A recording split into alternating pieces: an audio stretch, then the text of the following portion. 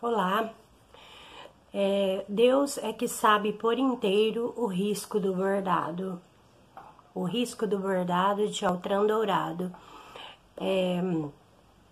Esse livro aqui, eu fiz uma troca agora no Seba, porque eu queria todo ano colocar um livro dele, desse autor, porque as leituras que eu fiz dele eram mais para estudo e investigação, e agora eu gostaria de reler como fruição. A questão é que, quando eu fui reler, eu pensei que estava lendo pela segunda vez, aí nesse mesmo dia, quando eu comecei a ler, encontrei um papel guardado, escrito, e estava escrito que era já uma releitura, então já seria a terceira vez que eu estaria lendo O Risco do Bordado, e eu não me lembrava. Me lembrava de ter lido uma vez só. Então, para ter uma ideia de como é um livro bom, porque para eu reler, né, um livro já é, né, difícil. Eu não gosto muito de releitura. Eu acho que é uma perda de tempo, tem muita coisa para ler, mas o livro sendo muito, muito bom, então esse daqui é o caso. O Risco do Bordado foi um dos primeiros livros do Altran Dourado que eu conheci, porque ele ficou na lista do vestibular da UEM um bom tempo, mas eu não havia lido, eu só conhecia pelo nome mesmo. E aí depois, quando eu encontrei Ópera dos Mortos, foi quando eu decidi fazer minha pesquisa em cima desse autor, por conta da temática da morte que eu estava investigando. E aí, então, eu fui ler toda a obra dele, eu li praticamente, assim, tudo que o Altran Dourado escreveu. Os contos não faziam parte do meu projeto, mas só os romances, mas eu li contos dele também. E ele é um autor simplesmente incrível, eu sou muito suspeita para falar, né? Mas assim, eu li esse livro super rapidinho, eu comecei no dia 31 de janeiro, terminei no dia 11/2, ele tem 200 e poucas páginas só. No Brasil, ele é publicado pela editora Rocco, no Brasil, acho que só no Brasil, né? Mas ele é publicado pela editora Rocco, ele tem todos eles essa mesmo padrão aqui de capa. E assim, eu fiquei bem intrigada com essa frase. Só Deus sabe por inteiro o risco do bordado, porque eu achava que estava no epílogo, em algum lugar aqui, mas não. Essa frase, ela aparece na fala do Dr. Alcebiades, no momento em que o João vai conversar com ele, e ele vai falar essa frase, e aí se tornou o título.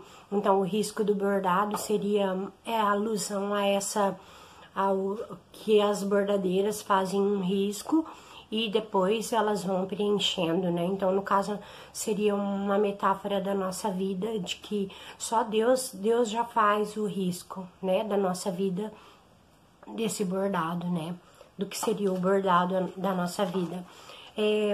Esse livro aqui, ele tem 7 capítulos, eles parecem até contos, assim, de tão independente, sabe? E ele vai, então, essa história vai contar a história do João e a história da infância dele.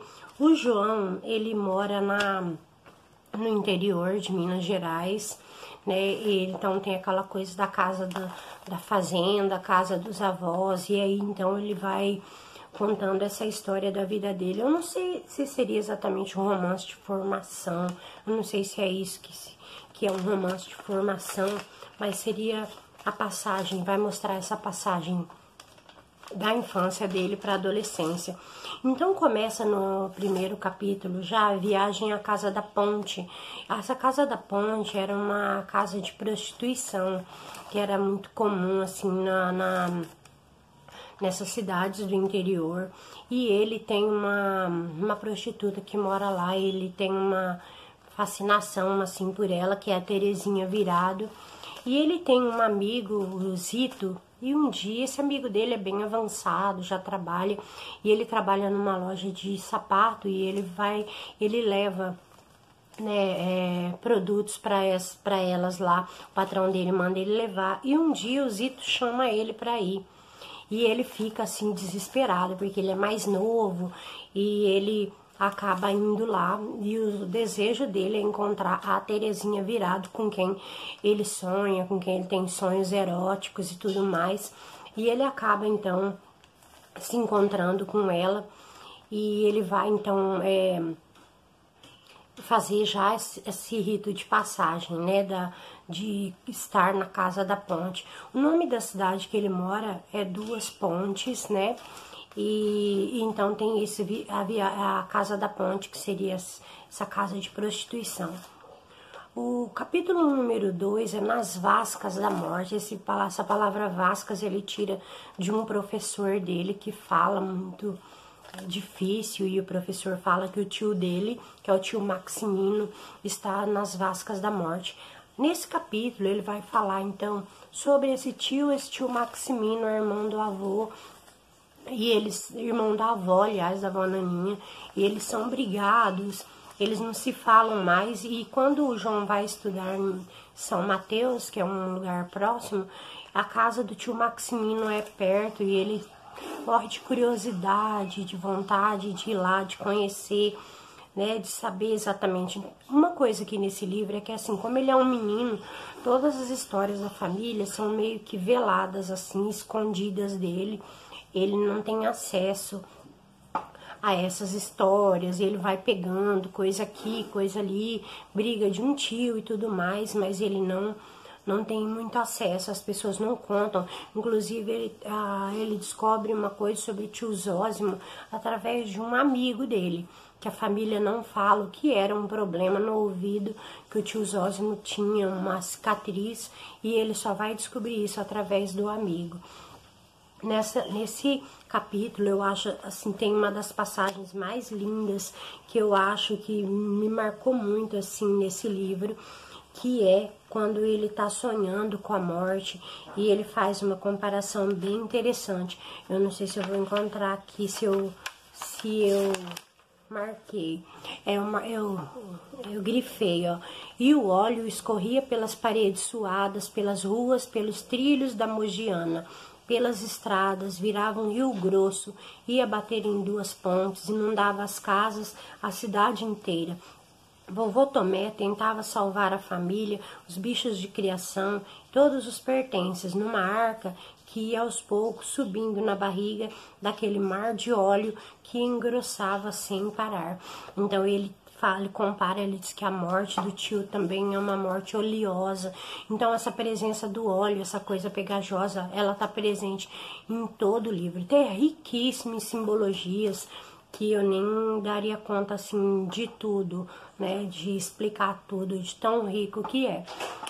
O capítulo 3, aí ele vai falar da Valente Valentina, é uma menina do circo, ela aparece no circo, e ela também seria um pouco essa primeira iniciação dele, da sexualidade, do contato mesmo. Eu acho que é uma primeira menina que ele tem um contato físico com ela, e ela passa um tempo na cidade. Ela é muito cansada, muito à frente do tempo dela, por ser uma menina vivida, de passar por muitos locais, né?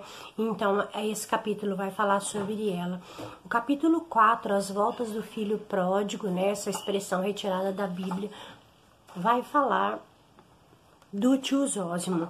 O tio Zósimo aí é esse nó que existe na família. Ele é meio doido e ele sai para viajar, aí ele fica um tempo fora como filho pródigo mesmo, gasta todo o dinheiro, e aí depois ele retorna para casa dos pais, fica um tempo mal, me parece que ele tem uma depressão, e aí depois, quando um belo dia ele fica bem, quando ele fica bem, ele vai embora de novo, e a família fica nessa tensão o tempo inteiro de saber como ele tá, o que vai acontecer, quando ele vai voltar.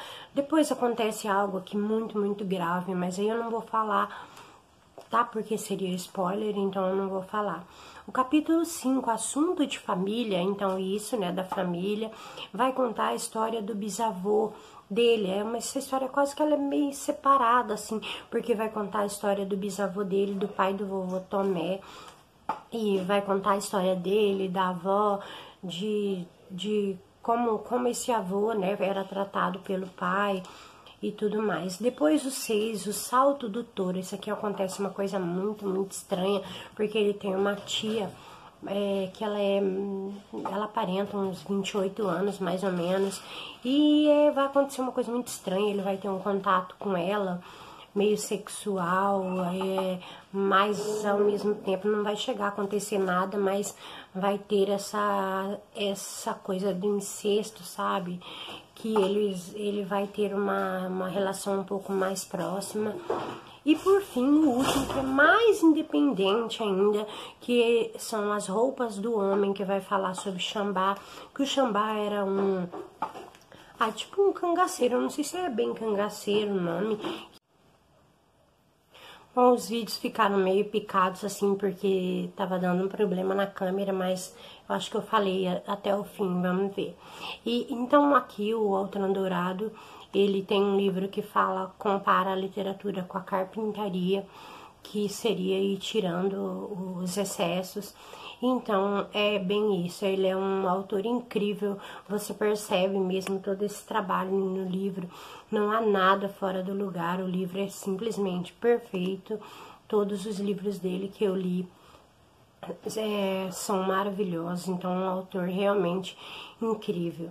Então é isso, concluída a leitura do ano, eu acho que eu vou ler só um dele por ano, né, a releitura.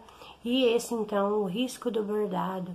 E essa frase pra gente refletir, né? Só Deus sabe por inteiro o risco do bordado. Lindo demais, né? Até mais.